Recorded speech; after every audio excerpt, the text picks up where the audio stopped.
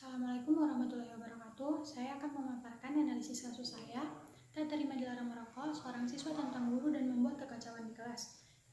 Sebelumnya perkenalkan, nama saya Nurul Kamaria dari kelas PKK 01 tahun 2019. Pertama, saya akan berterima kasih kepada Dr. Haji Syamsidah, MPD, selaku dosen mata kuliah perkembangan peserta didik, serta teman-teman yang telah membantu dalam pembuatan laporan analisis kasus ini. Adapun isi pembahasan dari analisis kasus saya yaitu pertama kronologi kasus, kedua teori yang mendukung, ketiga estimasi solusi, dan keempat kesimpulan. Tidak terima dilarang merokok, seorang anak tentang guru dan membuat kekacauan dalam kelas. Kejadian sekitar tanggal 2 Februari pada Sabtu pagi sekitar 6.15. Guru tersebut sudah sampai di sekolah dan 6.30 siswa sudah datang. Guru tersebut menunggu sampai jam masuk pada pukul 7. Namun guru tersebut diminta kepala sekolah untuk pergi ke pelayanan percetakan untuk keperluan pembuatan ijazah kelas 9. Dan saat itu guru honorer tersebut melihat sepeda motor sejumlah siswa yang terparkir di warung tersebut yang tidak jauh dari lokasi sekolah. Kemudian guru honorer tersebut memberikan peringatan untuk kembali ke sekolah. Mendengar peringatan tersebut, sekitar 8 anak tersebut kembali ke sekolah. Tetapi beberapa murid masih terjangkit dengan perlakuan guru tersebut. Saat sudah sampai di dalam kelas, bangku dari depan hingga belakang digedor-gedor oleh anak murid tersebut. Lalu anak murid tersebut berdiri di atas bangku. Tidak hanya itu, beberapa hasil kreativitas anak-anak dan buku-buku yang dibawa oleh guru honorer tersebut juga dibuat berserakan di lantai. Sambil sengaja menghisap rokok di depan guru honorer tersebut, murid juga menantang guru honorer tersebut untuk berkelahi dengan memegang kerah bajunya. Namun, guru honorer tersebut tidak meladeni permintaan dari anak muridnya. Anak didik tersebut mengatakan, "Saya berani merokok di depan kamu." Setelah itu, guru honorer tersebut mengatakan kepada anak muridnya, "Matikan rokokmu." Tetapi tidak ada respon dan semakin menjadi-jadi. Terus sampai memegang kerah baju guru honorer tersebut. Guru honorer tersebut kemudian mengatakan, "Jangan diteruskan, nanti berbahaya loh. Coba saya minta rokoknya." Tetapi kemudian murid tersebut malah naik ke atas bangku lagi dengan rokoknya, kemudian dilempar kepada guru honorer tersebut dan kemudian dimatikanlah rokok tersebut. Beberapa menit kemudian wali kelas datang dan memberi pengarahan. Baru setelah itu anak-anak diam. Teori-teori pendukung. Pertama, teori behaviorisme. Menurut Thorndike, pada tahun 1911, teori behaviorisme dikaitkan dengan belajar adalah proses interaksi antara stimulus yang berupa pikiran, perasaan, atau gerakan. Teori behavioral memiliki dua pengkondisian. Pertama, pengkondisian klasik atau classical condition adalah suatu teori yang menjelaskan bagaimana kita mempelajari respon-respon yang baru sebagai sebuah hasil dari dua stimulus atau lebih yang muncul hampir pada waktu yang sama. Teknik yang digunakan dalam pelatihan perilaku, di mana terjadi stimulus alami yang dipasangkan dengan respon. Yang selanjutnya stimulus yang sebelumnya netral dipasangkan dengan stimulus alami. Kedua elemen tersebut kemudian dikenal sebagai stimulus dan respon yang dikondisikan, menurut Ivan Pavlov.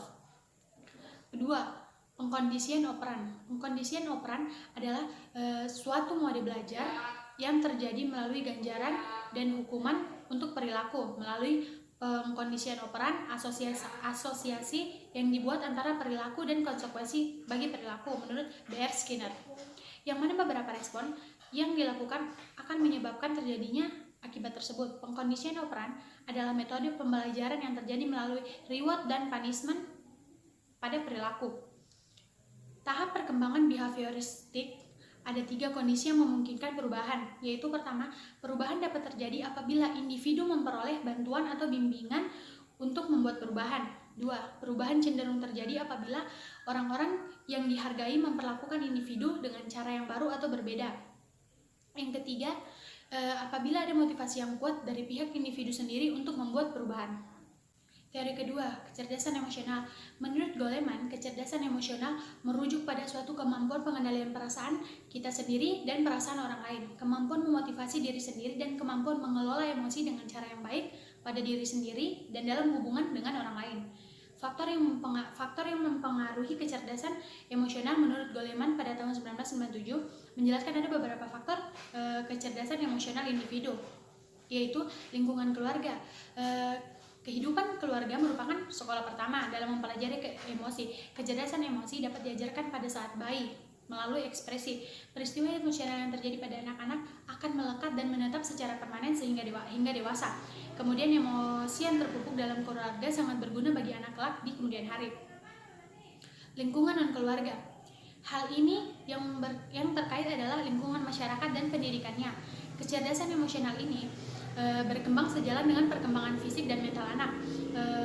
Pembelajaran ini biasanya ditujukan dalam waktu aktivitas bermain sebagai seorang di luar dirinya dengan emosi menyertai keadaan orang lain. Sedangkan menurut Dean Meyer pada tahun 1965, faktor-faktor yang mempengaruhi kecerdasan emosi anak adalah faktor kondisi fisik dan kesehatan, tingkat inteligensi, lingkungan sosial, dan keluarga. Anak yang memiliki kesehatan yang kurang baik dan sering menunjukkan reaksi emosi yang berlebihan, anak yang dibesarkan dalam keluarga yang menerapkan disiplin yang berlebihan atau cenderung emosional, pola asuh orang tua berpengaruh pada kecerdasan emosi anak, di mana anak yang dimanja, diabaikan, atau dikontrol dengan ketat atau yang disebut dengan overprotective dalam keluarga cenderung menunjukkan reaksi emosional yang negatif. Teori keempat yaitu permasalahan remaja dan isu-isu kesehatan.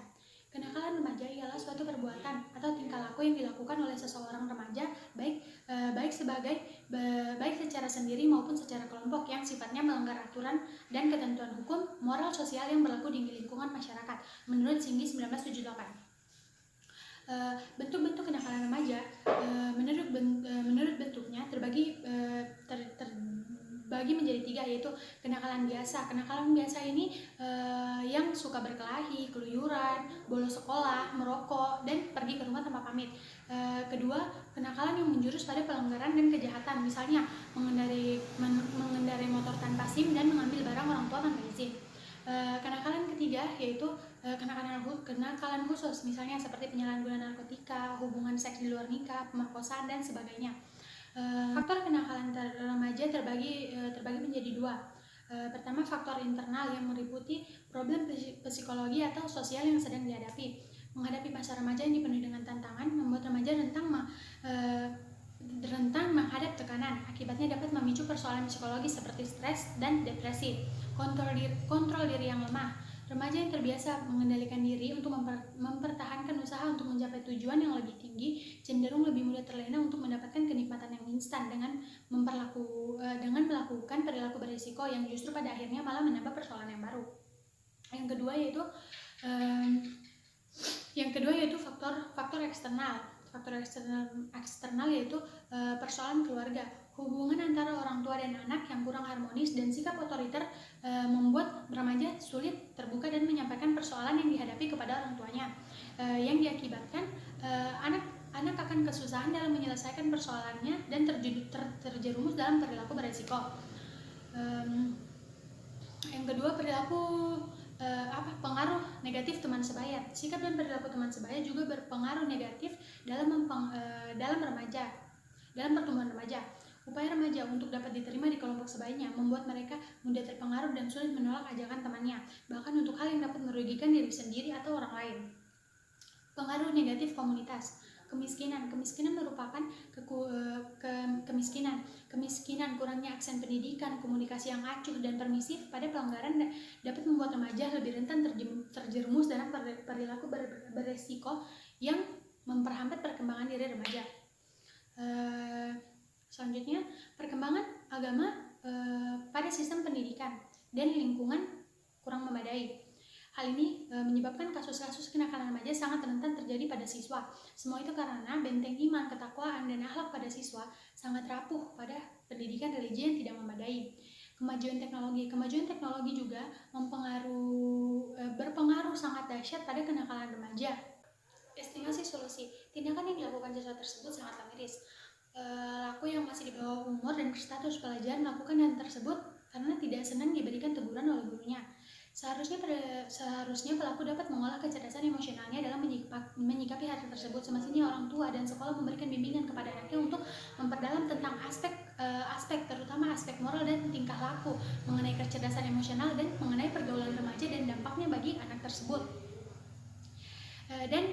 Harus diadakan konseling untuk lebih mengenal dan dapat memberikan masukan-masukan positif untuk anak yang bersangkutan. Dan sekiranya perlu ada pengawasan dari orang tua terhadap anak, baik di lingkungan sekolah maupun lingkungan sosial anak tersebut, dan membuat batasan aturan untuk anak tersebut.